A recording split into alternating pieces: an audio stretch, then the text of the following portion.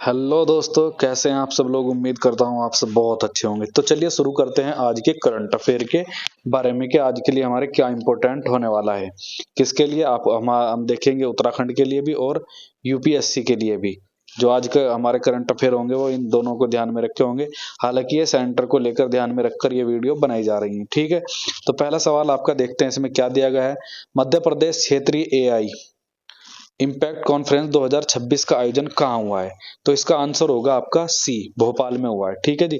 अब इसे देख लेते हैं इसमें क्या एक्सप्लेन किया हुआ है।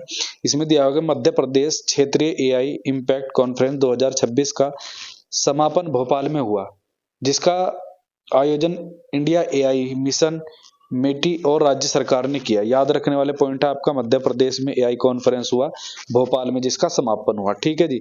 सेकंड क्वेश्चन है आपका, मध्य प्रदेश में कितने डेटा और एआई लैब स्थापित करने के लिए एमओयू हुआ। ठीक है जी। कितने हुआ, वो आपका 30 हुआ। आंसर सी हो आपका होगा कितने, 30। आप याद रखेंगे, एग्जामिनर हूबहू ऐसे सवाल नहीं देगा आपको, वो चेंज कर सकता है, तो आप याद रखेंगे कितने हुआ मध्य प्रदेश में आपका 30 हुआ भोपाल में। ठीक है जी। क्योंकि इसमें अंतरराष्ट्रीय लेवल पर भी इसमें लैब की स्थापित करने की बात कही गई है। तो इसका 570 लैब की राष्ट्रीय परियोजना के अंतर्गत मध्य प्रदेश में 30 डेटा एआई लैब स्थापित की जाएगी। तो मध्य प्रदेश में कितनी की जाएगी, 30, और राष्ट्रीय कितनी की जाएगी, 570 राष्ट्रीय स्तर पर। ये याद रखेंगे आप, राष्ट्रीय स्तर पर जो होगी आपकी 570 होगी, और मध्य प्रदेश भोपाल में कितनी होगी आपकी, 30 होगी। ये आप याद रखेंगे। ठीक है जी। अगले सवाल पर बढ़ते हैं हम। इसमें दिया तीसरा सवाल आपका, गलगोटिया विश्वविद्यालय ने किस आईआईटी के साथ कैटलिस्ट सैटेलाइट शुरू किया है।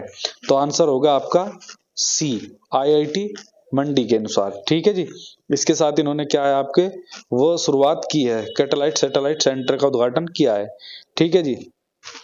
फिर देखते हैं आपका फोर्थ, एमएसएमई परियोजना के अभिसरण पर रिपोर्ट किस संस्था ने जारी की है। यानी कि वो पूछ रहा है कि जो एमएसएमई है आपका, उसकी योजना के अभिसरण पर जो है वो रिपोर्ट किस संस्था ने जारी की है। अलग अलग आयोग अपनी अलग अलग रिपोर्ट देता है अलग अलग योजना पर। तो इसमें जो रिपोर्ट दी है आपकी, वो आपकी नीति आयोग ने दी है। ठीक है जी। किस संस्था ने दी है, एमएसएमई पर नीति आयोग ने। ठीक है जी। बात करते हैं हम इसमें फिर फाइव फाइव क्वेश्चन की। एमएस एमएसएमई रिपोर्ट में किस योजना को स्वतंत्र रखने की सिफारिश की गई है। यानी कि इस रिपोर्ट के अंदर कहा गया है कि एक योजना को स्वतंत्र रखने की जो है आपकी वो सिफारिश की गई है कि इस एक योजना को आप जो है वो स्वतंत्र रखें, इंडिपेंडेंट रखें। तो वो होगी आपकी बी, पीएम, वो होगी आपकी बी, पीएमईजीपी। ठीक है जी। इंडिपेंडेंट स्कीम कौन सी है, पीएम ईजीपी, याद रखने की है आपको ये। और 6 जो सवाल होगा आपका, भारत का पहला संप्रभु एआई पार्क किस राज्य में बनेगा। तो वो बनेगा आपका तमिलनाडु में। याद रखना आप, भारत का सबसे पहला संप्रभु एआई पार्क किस राज्य में बनेगा, वो बनेगा आपका तमिलनाडु में। और इसकी जो इन्वेस्टमेंट रखी गई है वो रखी गई है आपकी 10,000 करोड़। ठीक है जी। 10,000 करोड़ रुपए इसमें इन्वेस्ट किए जाएंगे। ये देखो मैं आपको दिखा देता हूं, इसमें ये कहा गया है, देखो ये रहा आपका जो ये अगला सवाल जो साथ आपका यही है, तमिलनाडु के संप्रभु एआई पार्क में कितना निवेश प्रस्तावित किया गया है। तो आपका आंसर होगा सी, 10,000 करोड़। ठीक है जी। और बात करें हम फिर आपके अगले सवाल की, तो वो होगा आपका, इनोवेटिव टेक्नोलॉजी को आरबीआई ने किस रूप में मंजूरी मिली है। आरबीआई से किस रूप में मंजूरी मिली है। तो वो मिली है आपकी पेमेंट में। ठीक है जी। क्या होगा आपकी, पेमेंट एग्रीगेटर। ठीक है जी। फिर बात करते हैं आपकी 9th सवाल की, वो होगा आपका, कर्नाटक बैंक ने किस सरकारी प्रणाली के लिए ई रसीद भुगतान शुरू किया है। किस बैंक ने, कर्नाटक बैंक ने। तो कौन सी, आपका आंसर होगा आपका सी। ठीक है जी।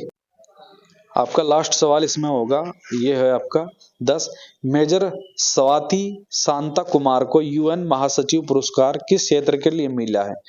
वो पूछ रहा है कि जो मेजर स्वाति शांता कुमार है, इन्हें जो यूएन महासचिव पुरस्कार जो मिला है वो किस क्षेत्र के लिए मिला है आपका, वो पूछ रहा है। तो वो होगा आपका सी, लैंगिक समानता। ठीक है, आप ये याद रखेंगे, आपको ऑप्शन इस तरह नहीं मिलेंगे, याद रखेंगे।